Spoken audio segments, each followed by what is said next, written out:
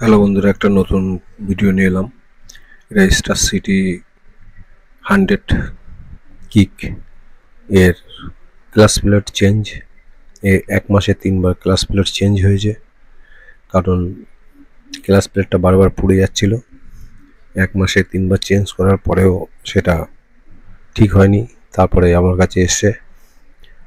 তো ক্লাস প্লেটটা এক মাসে 3বার পুড়ে যাওয়ার কারণ কি, ইঞ্জিনে মোবিল থাকাকালীনও ক্লাস প্লেটটা পুড়ে যাওয়ার তার কারণটা কি, সেটাই হলো মেন উদ্দেশ্য নিয়ে এই ভিডিওটা। ভিডিওটা যদি ভালো লাগে তাহলে অবশ্যই লাইক শেয়ার করবেন, আর যারা নতুন আছেন তারা চ্যানেলটিকে সাবস্ক্রাইব করবেন। তা এক মাসে 3বার ক্লাস প্লেট পুড়ে যাওয়ার কারণটা কি, সেটা যদি আপনারাও বলেন তাহলে খুবই ভালো হবে। আর কারণটা আমি লাস্টে বলছি, ভিডিওটা দেখুন পুরো। তো আপনাদের কাছে আমি প্রশ্ন করছি যে এক মাসে এটা ক্লাস প্লেট 3বার পুড়ে যাওয়ার কি কারণ হতে পারে। 1 নম্বর ক্লাচের গন্ডগোল, 2 নম্বর ক্লাচের ফিটিংসের গন্ডগোল, 3 নম্বর অয়েলের গন্ডগোল। তো এই 3টে কারণেই মধ্যে কোনটা হতে পারে, আপনারা যদি জানেন সেটা কমেন্ট করে জানাবেন। তো যাই হোক, আমি এখন নতুন ক্লাস প্লেট হব সেন্টার সবই অরিজিনাল দিলাম। তো আমি দেখব এটা কি কারণে হয়েছে, সেটা তো আমি অবশ্যই বুঝতে পেরেছি। তাই এর বোঝার আগেও আপনাদের কিন্তু ভিডিওর প্রথমের দিক দিয়ে কোনো একটা হিংস দিয়েছি, সেটা আপনারা বুঝতে পারছেন কি জানি না। তো যাই হোক, আমরা ক্লাস প্লেটটা লাগানোর পরে 4টে স্প্রিং এবং তার 10 নম্বর বোল্ট দিয়ে আমরা ফিটিং করছি। যেহেতু যেরকম ফিটিং করে সেরকমভাবে আমরাও করছি। তো যাই হোক, এবার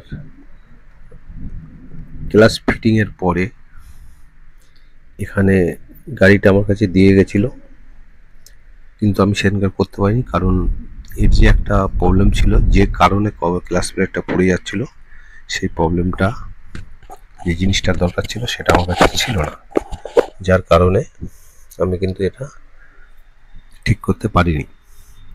তার পরের দিন ঠিক করা হয়েছে। এবার বলি যে এটা কেন খারাপ হয়েছে। যেহেতু এটা একটা টিভিএস স্টার সিটি, তো স্টার সিটির যে ইঞ্জিনের মধ্যে অয়েল যেটা সাপ্লাই করে, প্রায় গাড়ি সাপ্লাই করে এক এক জায়গা দিয়ে, কোনোটা বডির সাইড থেকে, কোনোটা এই স্যাপ থেকে, যে ক্লাস স্যাপটা আছে, ক্লাস স্যাপ থেকেও মোবিল মোটামুটি ক্লাচের মধ্যে ইউজ হয়। তো এটা তো সেটা সেই সিস্টেম নেই।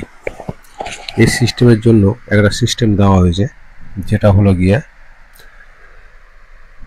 দেখবেন ক্লাচ লাগাবার পরে, ক্লাস প্লেট লাগানোর পরে নিচে একটা বাটি থাকে। ওই বাটিটা যদি না দেওয়া থাকে তাহলে ক্লাস প্লেট অবশ্যই পুড়বে।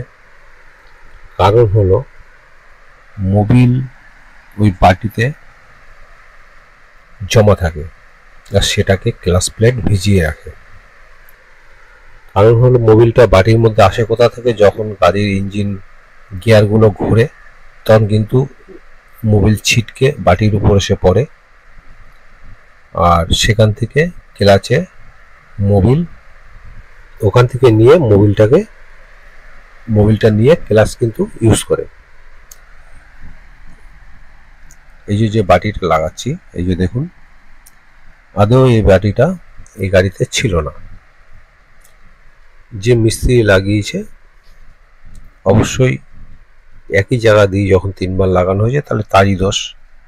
কারণ বলছি, যখন ওই বাটিটা খুলেছে তার তো ধ্যান ছিল যে ওখানে বাটি আছে, হয়তো কোনো কারণে হারিয়ে গেছে বা যাই হয়েছে, সেটা তো অবশ্যই লাগিয়ে দেওয়া দরকার ছিল।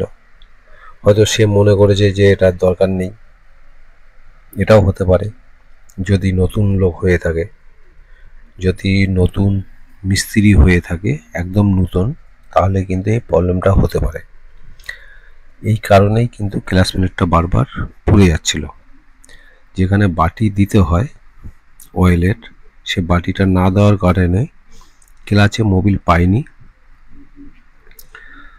যার কারণে ক্লাচ প্লেটটা বারবার পুড়ে গেছে। তা আমার কাছে আনার পরে আমি দেখলাম ওই বাটিটা নেই। আমি তখনই বুঝতে পেরেছি ক্লাচ প্লেট পোড়ার এই একটাই কারণ। তো গাড়িওয়ালাকে বললাম যে এখানের এই মালটা নেই, আপনি যেখান থেকে লাগিয়েছেন সেখান থেকে দেখুন পান কি না। তা তিনি বলল যে না, আমার সেখানে আমি আর যাবই না, কারণ সেখানে আমার যাওয়াটাই উচিত নয়, তুমি যেখান দিয়ে পারো ম্যানেজ করো। তাই আমি একটা সেকেন্ড হ্যান্ড মল্লিক বাজার দিয়ে নিয়ে এসে আমাদের এটা লাগানো হলো। তো যাই হোক, ক্লাচ প্লেট যথেষ্ট কাজের, আর যখন সেটাকে ফিটিং করতে হবে তার যাবতীয় যা সিস্টেম আছে সেগুলো অবশ্যই সঠিকভাবে লাগানো দরকার আছে। কারণ হলো ক্লাচ প্লেটের যে সেটআপগুলো আছে, সেটআপগুলো যদি ক্লিয়ার না থাকে তাহলে অসুবিধা তো অবশ্যই হবে। তা সেটআপ সবসময়ের জন্য খোলার আগে ভালোভাবে, যদি নতুন হয়ে থাকে কোনো মিস্ত্রি, তাই সেটআপটাকে আগে ভালো করে দেখে নেওয়া দরকার।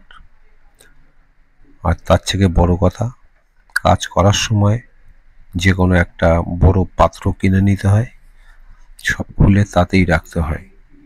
কারণ কোনো কারণে যদি ধরুন করা হলো না, দোকানটা বন্ধ করা হলো, এর মাল যদি এদিক ওদিক রাখা হয়, তখন কিন্তু এইসব প্রবলেমগুলো বেশি আসে। তার জন্য বলছি, যদি কোনো নতুন মিস্ত্রি হয়ে থাকো তাহলে একটা বড় গামলা নিয়ে নাও, যেটাকে ঢালাই গামলা বলা হয়। তার মধ্যে সব মাল, যে গাড়ির মাল একই জায়গায় রাখো, তাতে তোমার যদি কম বেশিও হয় সেটা তুমি বুঝতে পারবে যে এটা বেশি হচ্ছে কেন, এটা কম হচ্ছে কেন, কারণ এটা কোথাও লাগানো হয়নি বা ভুল হয়েছে, এইগুলো ধরে মেকআপ করা সম্ভব। তো এগুলো আমি খারাপ কথা বলছি না, হয়তো তোমাদের খারাপ লাগতে পারে, কিন্তু অ্যাকচুয়ালি এগুলো নিয়ম। আমিও যখন নতুন ছিলাম এরকম প্রবলেম আমার আসতো।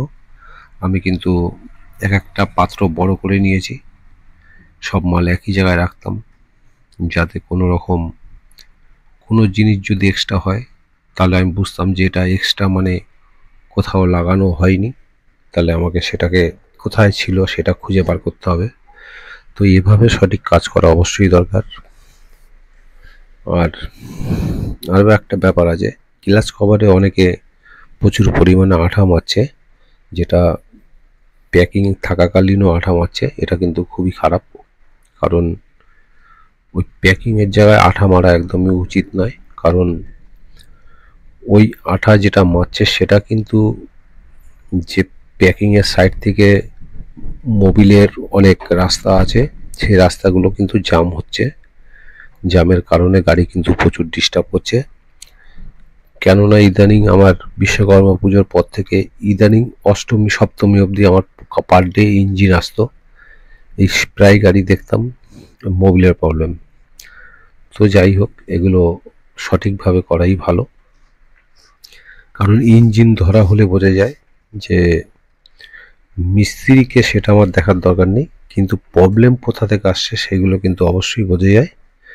তাই জন্যই বলছি যে মোবিল সবসময় পার্টিকে অরিজিনাল দেওয়ার চেষ্টা করো, কোনো ডুপ্লিকেট মোবিল দেওয়ার চেষ্টা করো না। আর কোনো জায়গায় প্যাকিংয়ে আঠা যেখানে মারতে হয় সেখানেই মারো, আদার্স অন্য জায়গায় মেরো না। এর অনেক রকম অসুবিধে আছে, ভালোভাবে শিখতে গেলে লেট হোক কিন্তু ভালো করে শেখো। এটাই হলো আমার বলার। যদি ভালো লাগে তাহলে অবশ্যই লাইক শেয়ার করবেন, আর যদি খারাপ লাগে তাহলে আর কিছু বলার নেই, লাগতেই পারে, কিন্তু আমি যেটা বলছি সেটা সঠিক, কখনো না কখনো মিলিয়ে নেবে। আমি তোমাদের ভালোর জন্য বলছি। Thank you.